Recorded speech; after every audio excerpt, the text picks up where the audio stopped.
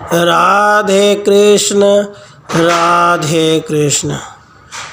कुंती को दुर्वासा से मंत्र की प्राप्ति, सूर्य देव का आवाहन तथा उनके संयोग से कर्ण का जन्म एवं कर्ण के द्वारा इंद्र को कवच और कुंडलों का दान।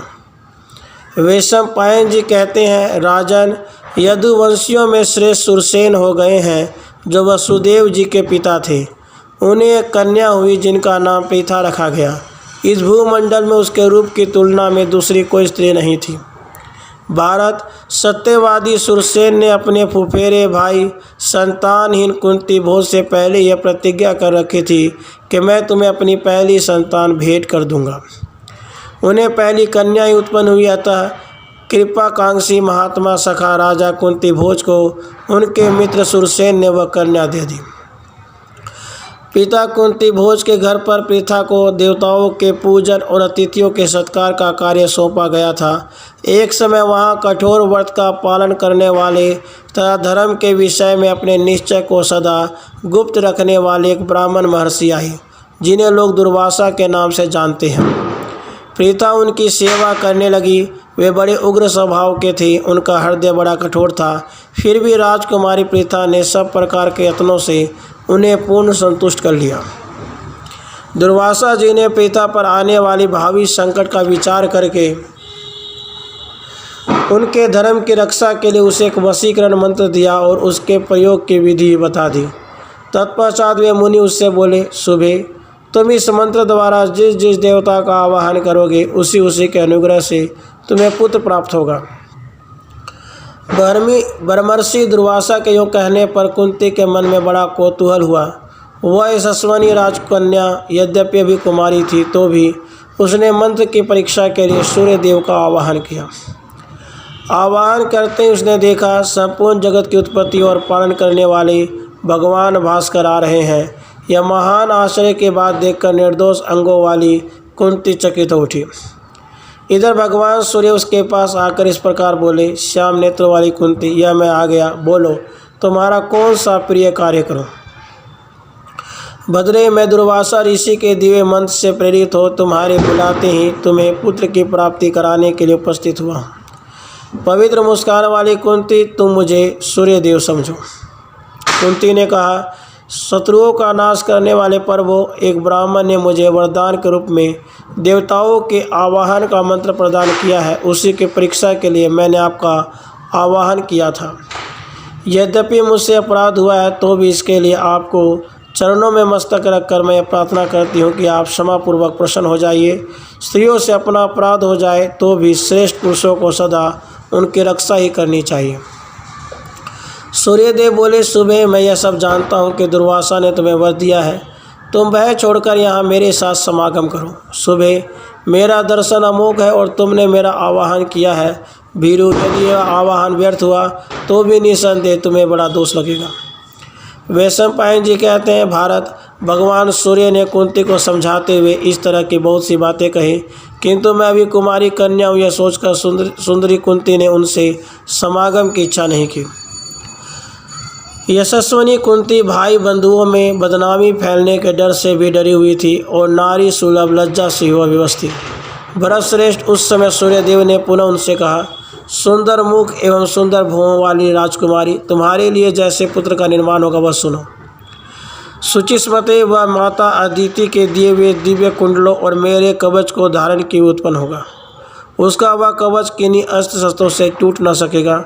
उसके पास कोई वस्तु ब्राह्मणों के लिए अदेय न होगी। मेरे कहने पर भी वह कभी अयोग्य कार्य या विचार को अपने मन में स्थान न देगा। ब्राह्मणों को याचना करने पर वह उन्हें सब प्रकार की वस्तुएं देगा ही, साथ ही बड़ा स्वाभिमानी होगा। रानी, मेरी कृपा से तुम्हें दोष भी नहीं लगेगा। कुंती राजकुमारी कुंती से यूँ कहकर प्रकाश और गर्मी उत्पन्न करने वाले भगवान सूर्य ने उसके साथ समागम किया। इससे उसी समय एक वीर पुत्र उत्पन्न हुआ जो संपूर्ण शस्त्रधारियों में श्रेष्ठ था। उसने जन्म से ही कवच पहन रखा था और वह देव कुमार के समान तेजस्वी तथा शोभा संपन्न था। जन्म के साथ ही कवच धारण किए उस बालक का मुख जन्मजात कुंडलों से प्रकाशित हो रहा था। इस प्रकार कर्ण नामक पुत्र उत्पन्न हुआ जो सब लोकों में विख्यात है। उत्तम प्रकाश वाले भगवान सूर्य ने कुंती को पुनः कन्यात्व प्रदान किया। तत्पश्चात तपने वालों में श्रेष्ठ भगवान सूर्य देवलोक में चले गए। उस नवजात कुमार को देखकर वृष्णिवंश की कन्या कुंती के हृदय में बड़ा दुख हुआ। उसने एकाग्रचित्त से विचार किया कि अब क्या करने में अच्छा परिणाम निकलेगा। उस समय कुटुंबी जनों के भय से अपने उस अनुचित कृत्य को छिपाती हुई कुंती ने महाबली कुमार कर्ण को जल में छोड़ दिया। जल में छोड़े हुए उस नवजात शिशु को महायशस्वी सूतपुत्र अधिरथ ने, जिसके पत्नी का नाम राधा था, ले लिया। उसने और उसकी पत्नी ने उस बालक को अपना पुत्र बना लिया। उन दंपति ने उस बालक का नामकरण इस प्रकार किया, यह वसु कवच कुंडल आदि धन के साथ उत्पन्न हुआ है, इसलिए वसु से नाम से प्रसिद्ध हो।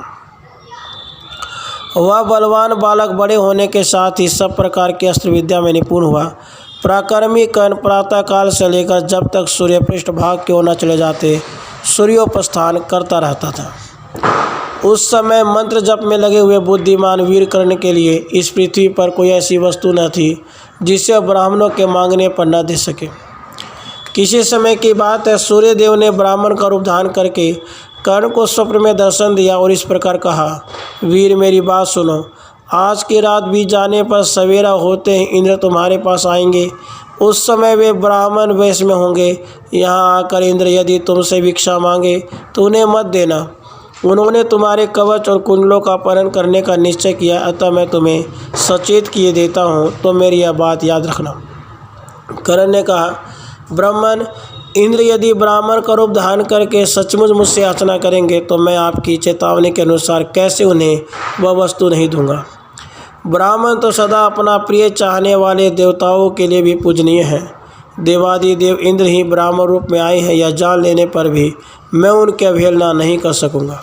सूर्य बोले, वीर यदि ऐसी बात है तो सुनो, बदले में इंद्र भी तुम्हें वर देंगे। उस समय तुम उनसे संपूर्ण अस्त्र शस्त्रों का निराकरण करने वाली बर्छी मांग लेना। वैशंपायन जी कहते हैं, स्वप्न में यूँ कहकर ब्राह्मण वेशधारी सूर्य वहीं अंतर्धान हो गए। तब कर्ण जाग गया और स्वप्न की बातों का चिंतन करने लगा। तत्पश्चात एक दिन महातेजस्वी देवराज इंद्र ब्राह्मण बनकर भिक्षा के लिए कर्ण के पास आए और उससे उन्होंने कवच और कुंडलों को मांगा। तब कर्ण ने हाथ जोड़कर देवराज इंद्र को अपने शरीर के साथ ही उत्पन्न हुए कवच को शरीर से उधेड़कर एवं दोनों कुंडलों को भी काट कर दे दिया। कवच और कुंडलों को लेकर उससे इस कर्म से संतुष्ट हो इंद्र ने मन ही मन हंसते हुए कहा, अहो, यह तो बड़े साहस का काम है। देवता, दानव, यक्ष, गंधर्व, नाग और राक्षस, इनमें से किसी को भी मैं ऐसा साहसी नहीं देखता। भला कौन ऐसा कार्य कर सकता है। यूँ कहकर वे स्पष्ट वाणी में बोले, वीर मैं तुम्हारी इस कर्म से प्रसन्न हूँ, इसलिए तुम जो चाहो वही वर मुझसे मांग लो। कर्ण ने कहा, भगवान मैं आपकी दी हुई वह अमोघ बर्छी चाहता हूँ जो शत्रुओं का संहार करने वाली है। वैशंपायन जी कहते हैं, तब देवराज इंद्र ने बदले में उसे अपनी ओर से एक बर्छी प्रदान की और कहा, वीरवर तुम देवता, असुर, मनुष्य, गंधर्व, नाग तथा राक्षसों में से जिस एक को जितना चाहोगे वही इस शक्ति के प्रहार से नष्ट हो जाएगा। पहले इस पृथ्वी पर उसका नाम वसुसेन कहा जाता था। तत्पश्चात अपने शरीर से कवच को कतर डालने के कारण वह कर्ण और वैकर्तन नाम से भी प्रसिद्ध हुआ। इस प्रकार श्री महाभारत आदि पर्व के अंतर्गत संभव पर्व में कर्ण की उत्पत्ति से संबंध रखने वाला 110वां अध्याय पूरा हुआ। राधे कृष्ण, राधे कृष्ण।